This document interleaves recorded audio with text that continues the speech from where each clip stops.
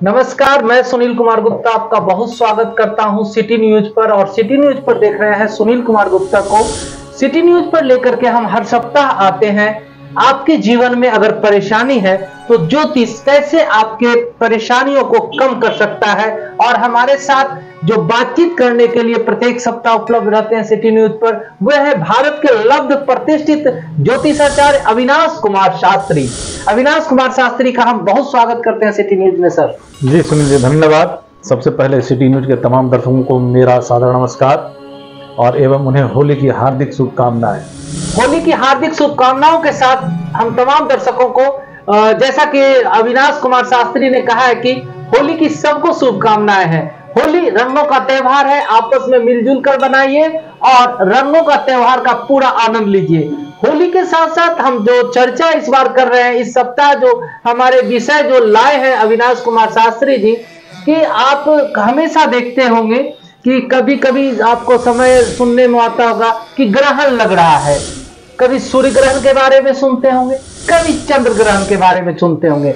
तो आखिर ये ग्रहण क्या है, ग्रहण का जीवन पर क्या प्रभाव पड़ता है, ग्रहण आखिर क्यों आता है, इन सब बातों को विस्तार से बताएंगे अविनाश कुमार शास्त्री जी। सर, ये ग्रहण क्या है? जी सुनील जी, जैसा कि जो आज का विषय है वो तो काफी रोचक है। ग्रहण का विषय, ग्रहण एक ऐसा विषय है कि आप देखते होंगे कि जब भी ग्रहण लगने वाला होता है, टीवी चैनलों पर दिन भर डिबेट होती रहती है। ग्रहण काल कब होगा, कब सूतक लगेगा। तो देखिए, ग्रहण के बारे में समझिए कि ग्रहण होता क्या है। सूर्य ग्रहण और चंद्र ग्रहण, ये दो ग्रहण होता है। ये ग्रहण होता कब है? तो देखिए, सूर्य, पृथ्वी और चंद्रमा जब तीनों एक सीध में आ जाए, यानी 180 डिग्री का कोण बनाए, तो ग्रहण होता है। सूर्य और पृथ्वी के बीच में यदि चंद्रमा आ जाए तो सूर्य ग्रहण लगता है, और सूर्य और चंद्रमा के बीच में पृथ्वी आ जाए तो चंद्र ग्रहण होता है। सूर्य ग्रहण जब भी लगता है वह अमावस्या तिथि होती है, और चंद्र ग्रहण जो लगता है वो पूर्णमासी के दिन, जिसे पूर्णिमा तिथि कहते हैं, उस दिन यह घटना घटित होती है।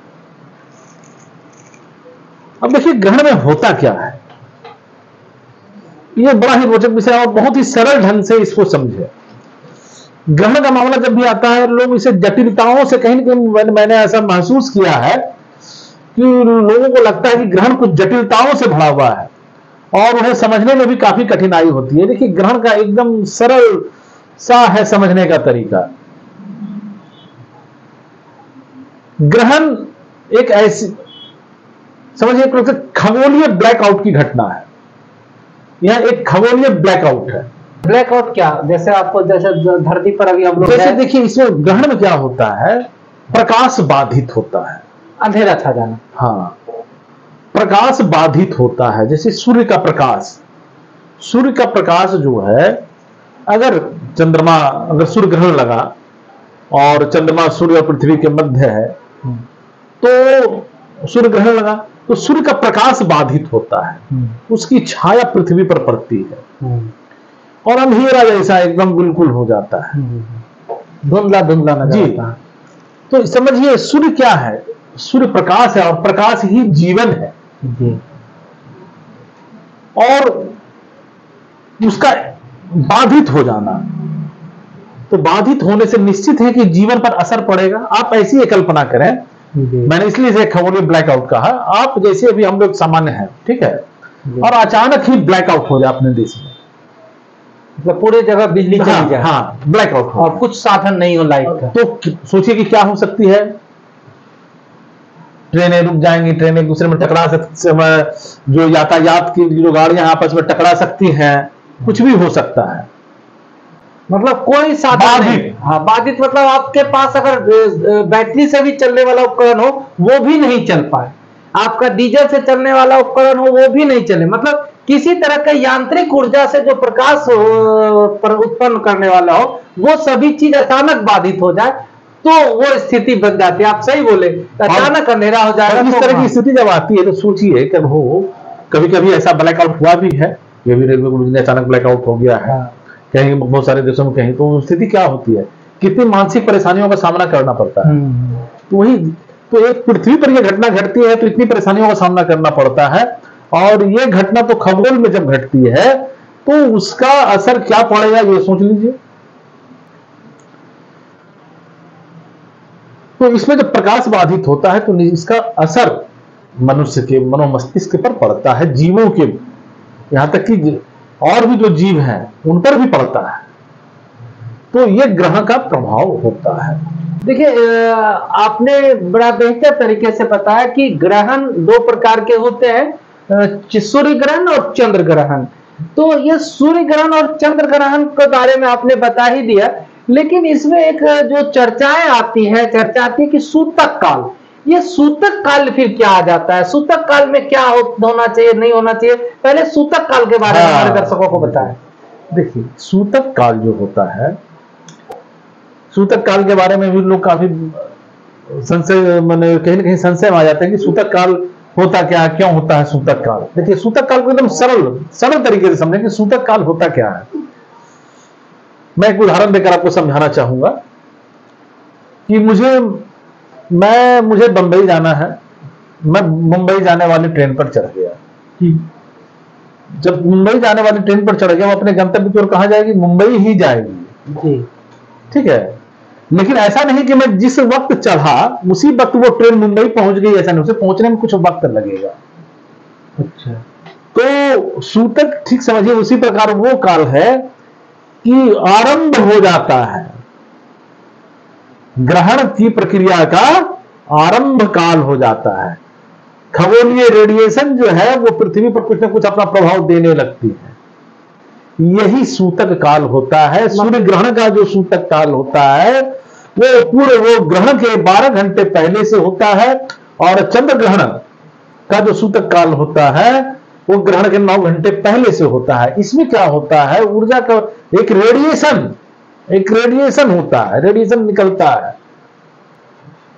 रेडिएशन वैज्ञानिक आप विज्ञान की बात बोल रहे हैं? जी, मैं विज्ञान की बात बोल। देखिए, जितनी हमारे शास्त्र में लोग भी है, कुछ भी अंधविश्वास नहीं है, सभी वैज्ञानिक दृष्टिकोण से तर्क सम्मत है।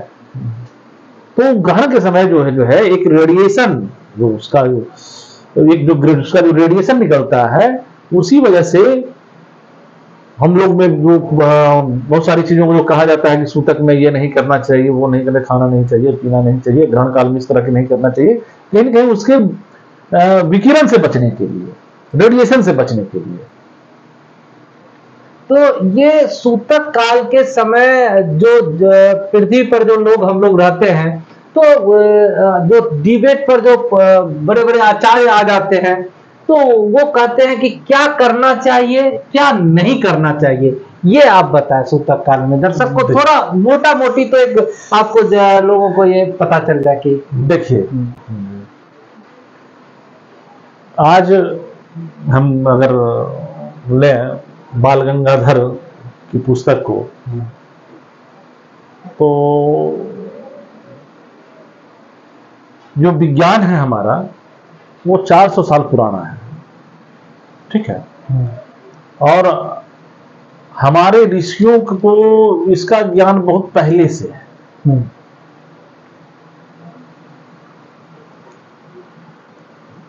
पहले क्या था, देखिए, इसमें क्या करें क्या न करें इसलिए थी कि सूतक में कहा जाता था, सूतक काल में या ग्रहण काल में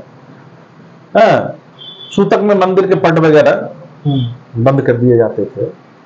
देखिए, होता क्या है, जब प्रकाश बाधित होता है तो आप देखेंगे सूर्य ग्रहण जब भी लगता है या चंद्रदेव, तो शाम के जैसा माहौल हो जाता है, धुंधला धुंधला, ठीक, गोधूली टाइप। इसका क्या होता है कि शाम वाले जो कीड़े मकोड़े होते हैं उनको लगता है कि शाम हो गई है, और शाम वाले कीड़े मकोड़े आने लगते हैं, जिसकी वजह से कहा जाता था कि सूतक काल में खाने की सामग्री में पूसा रख दें, तुलसी का दल रख दें, ग्रहण काल में इस तरह का जो ये करें। इससे क्या है कि ग्रहण काल में क्या होता है कि कीड़े मकोड़े जो शाम वाले हैं वो आने लगते हैं, उन्हें लगता है कि जबकि ये खबरी घटना है, वो शाम रियल में होता नहीं, शाम जैसा माहौल हो जाता है, जिसकी वजह से इन कीड़े मकोड़ों से बचाने के लिए इस तरह की बात की जाती है कि किस तरह से। अच्छा, पहले क्या था कि बिजली नहीं थी, इसीलिए सुई में धागा डालना, चाकू से क्या बोलते हैं उसको, काटना गर्भवती स्त्री वगैरह को, ये सब मना ही थी। देखिए, इसका भी वैज्ञानिक कारण आप बता रहे हैं कि जब पहले के समय में जब आप बिजली की व्यवस्था नहीं थी और उस समय अगर ग्रहण लग जाता था तो आप अंधेरे में कोई वैसा काम ना करे जो आपके जीवन के लिए खतरा उत्पन्न करे। जैसे आप अगर चाकू से कुछ काटते तो हाथ कट सकता है, गर्भवती महिलाओं के लिए ब्लड की बहुत ज्यादा जरूरत होती है और ब्लड आपका निकल जाए तो ये परेशानी। अच्छा, ग्रहण काल में कुछ खाना पीने की इसलिए बनाई की गई थी कि उसका विकिरण जो रेडिएशन है वो आपके पाचन तंत्र वगैरह को प्रभावित कर सकता है, इसलिए खाना। यानी कि पूरी तरह से आप जो भी चीजों को बता रहे हैं वो वैज्ञानिक तरीके से कि विज्ञान क्या कहता है, और कीड़े मकोड़े को भी आप संज्ञा उसको भी इसलिए कहा जाता था रखने के लिए खाने की वस्तुओं में। हाँ, कुछ जो रेडिए वो विकिरण को अपने में अवशोषित करने की उसकी क्षमता होती है, इसलिए कुछ को रखा जाता है। दूसरी बात में, हालांकि देखिए जहां तक बात करते हैं कि सूतक काल वगैरह में या ग्रहण काल में मंदिर में पट वगैरह बंद कर दिया जाता है, इसमें भी आप देखेंगे कि इसमें क्या है कि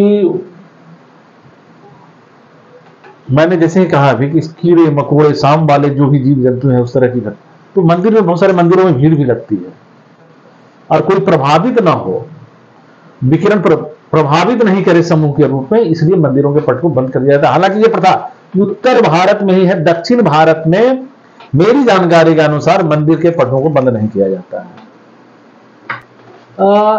चंद्र ग्रहण हो या सूर्य ग्रहण हो, ऐसा कहा जाता है कि उसे देखना नहीं चाहिए, इस पर आप कहां तक सहमत हैं? बिल्कुल नहीं, मैंने कहा कि ये ऊर्जा का विकिरण है, आपकी आंखों की रोशनी को प्रभावित कर सकता है, इसलिए नहीं देखना चाहिए, ये ऊर्जा का विकिरण है।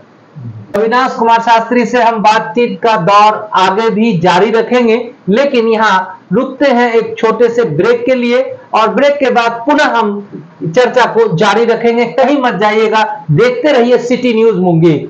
अपने खाने में स्वाद और खुशबू का तड़का लगाना हुआ बहुत आसान। बाबा ब्रांड प्रीमियम हींग के साथ स्वाद का असली नवाब, खाना बनाए लाजवाब शुद्ध और जानदार खुशबू वाला बाबा ब्रांड प्रीमियम हींग। तो अब से बोरिंग खाना भी मजेदार बनेगा जब उसमें बाबा ब्रांड प्रीमियम हींग का तड़का लगेगा। इसीलिए सोचिए मत और अपने नजदीकी दुकानदार से अभी मंगवाएं। अपने खाने में स्वाद और खुशबू का तड़का लगाना हुआ बहुत आसान। बाबा ब्रांड प्रीमियम हींग के साथ स्वाद का असली नवाब, खाना बनाए लाजवाब शुद्ध और जानदार खुशबू वाला बाबा ब्रांड प्रीमियम हींग। तो अब से बोरिंग खाना भी मजेदार बनेगा जब उसमें बाबा ब्रांड प्रीमियम हींग का तड़का लगेगा। इसीलिए सोचिए मत और अपने नजदीकी दुकानदार से अभी मंगवाएं। ब्रेक के बाद पुनः आपका स्वागत है। आप देख रहे हैं सिटी न्यूज पर भारत के लब्ध प्रतिष्ठित ज्योतिषाचार्य अविनाश कुमार शास्त्री को, और ये बता रहे हैं कि चंद्र ग्रहण और सूर्य ग्रहण क्यों आता है और इसके सूतक काल के समय हमें क्या करना चाहिए और सूतक काल क्या है। ऐसे में एक सवाल यह भी जन्म लेता है आचार्य महोदय, और सिटी न्यूज के तमाम दर्शक भी जानना चाहेंगे, जब चंद्र ग्रहण लगा हो या सूर्य ग्रहण लगा हो तो जातक को क्या करना चाहिए, मनुष्यों को क्या करना चाहिए जिससे कि उनके प्रभाव से हम बचे रहें। देखिए, ग्रहण काल जब आरंभ हो, ग्रहण काल के आरंभ से लेकर उसके मोक्ष तक व्यक्ति को अपने इष्ट का जाप करना चाहिए, मंत्रों का जाप करना चाहिए।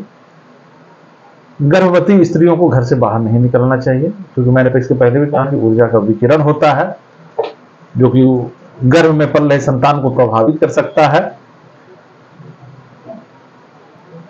ग्रहण के दौरान भोजन, पानी, इन सभी चीजों को नहीं लेना चाहिए। हालांकि अगर बच्चे, बूढ़े, बीमार, इन सभी चीजों, इन सबों पर यह नियम लागू नहीं होता है।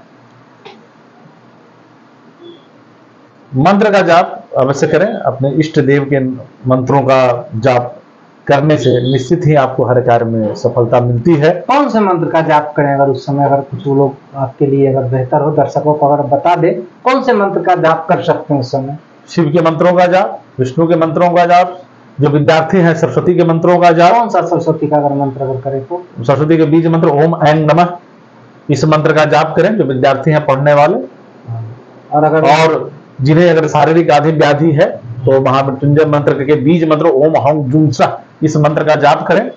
जो व्यक्ति धन प्राप्ति चाहते हैं वो सिंह नमक का जाप करें।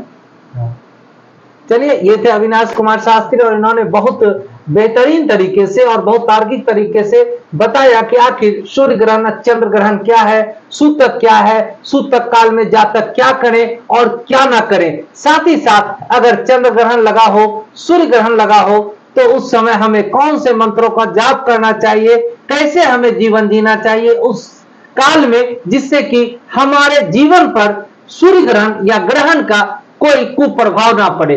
बहुत ही तार्किक तरीके से, वैज्ञानिक पूर्ण तरीके से इन्होंने अपनी बात रखी है। और आप दर्शकों के लिए एक जानकारी दे दूं कि अविनाश कुमार शास्त्री का बिहार, झारखंड और बंगाल में ज्योतिष केंद्र है। मुंगेर में दो इनके शाखा है और मुख्य जो इनका शाखा है वह आपके दलहट्टा में है, बाजार में भी है, झारखंड में भी है और बंगाल में भी है। बिहार ही नहीं, झारखंड ही नहीं, बंगाल ही नहीं, भारत के लब्ध प्रतिष्ठित अविनाश कुमार शास्त्री के पास अगर आप आना चाहते हैं तो निश्चित रूप से एक बार यहाँ आए और ज्योतिषीय परामर्श अवश्य ले। साथ ही साथ अगर वास्तु से कोई दोष है, अगर वास्तु की भी जानकारी आप लेना चाहते हैं तो इनका ज्योतिष केंद्र हमेशा आपके लिए तैयार है। आपके जीवन में अगर कठिनाई आ रही है और कठिनाई दूर नहीं हो रही हो तो निश्चित रूप से एक बार जरूर इनके तारा मंडल या ज्योतिष केंद्र में आकर परामर्श ले सकते हैं। बहुत बहुत धन्यवाद। यह वीडियो अगर आपको अच्छा लगा तो इस वीडियो को शेयर करिए। फेसबुक पर देख रहे हैं तो पेज को फॉलो कर लीजिए, यूट्यूब के माध्यम से देख रहे हैं तो चैनल को सब्सक्राइब कर लीजिए। साथ ही साथ सिटी न्यूज मुंगेर का जो ऐप है उसे प्ले स्टोर में जाकर डाउनलोड भी कर लीजिए। बहुत बहुत धन्यवाद।